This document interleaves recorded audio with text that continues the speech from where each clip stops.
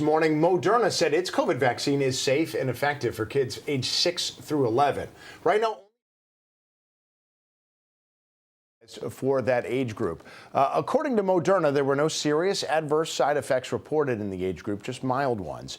On Monday, Moderna requested emergency authorization from the FDA for its vaccine for kids. I know that is something that a lot of parents, especially parents of children under 5, like me, are waiting for to see when vaccines are going to become available. But there's a lot to talk about with COVID in Connecticut. Dr. Syed Hussain from Trinity Health of New England joins us in studio. All these years we've been talking to you about COVID. This is the first time we've gotten to see you in person. That's right. Yeah, Thanks a pleasure for having to see you. And I suppose that is a sign of progress in where we are, even though cases are rising. Hospitalizations, I wanted to start by asking you about that. In the past couple of days, it jumped up. By no means to alarming levels historically, now over 300, but it looks like the pace at which they're going up is itself starting to increase? They have, and it's not really surprising, Tim, given our positivity rates, not only in this region, but across the country have started going up, so we expect hospitalizations to creep up a little bit. Yeah, are you at all concerned with the trends we've been seeing? It looks like, again, cases, positivity, they're rising. They're not skyrocketing, but they're rising. So am I surprised? No. We know that there's more transmissible subvariants of Omicron now doing the rounds.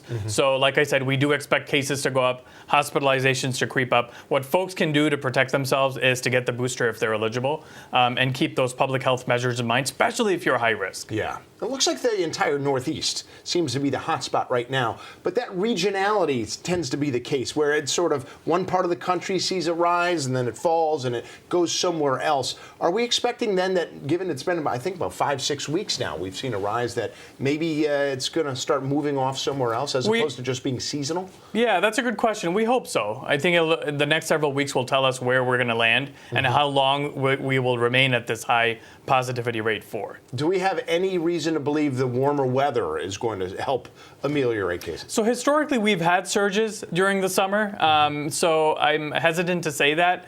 It all depends on how the virus continues to evolve and if there are new subvariants that are more transmissible that get introduced. We have been talking all this time about the other treatments outside of vaccination that we can use to sort of supplement the fight. Paxlovid, of course, from Pfizer being one of them.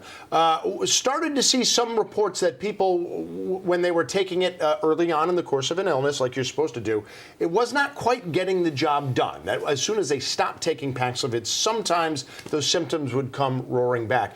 Seems like that's not that's not all that unusual. Maybe like with antibiotics, sometimes it takes 2 courses of it. What do you make of some of those reports? Yeah, so I don't want viewers to panic right now. It's a very small number of cases that we've seen a relapse.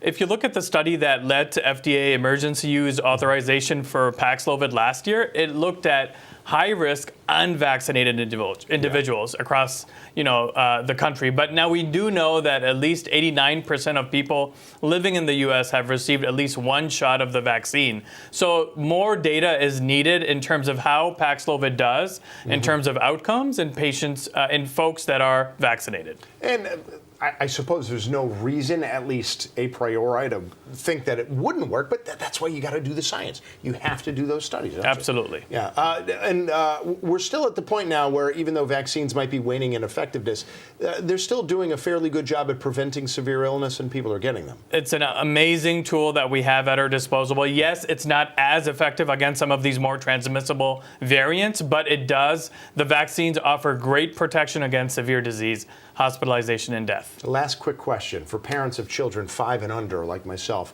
Do we know if an effective vaccine is coming anytime soon down the road?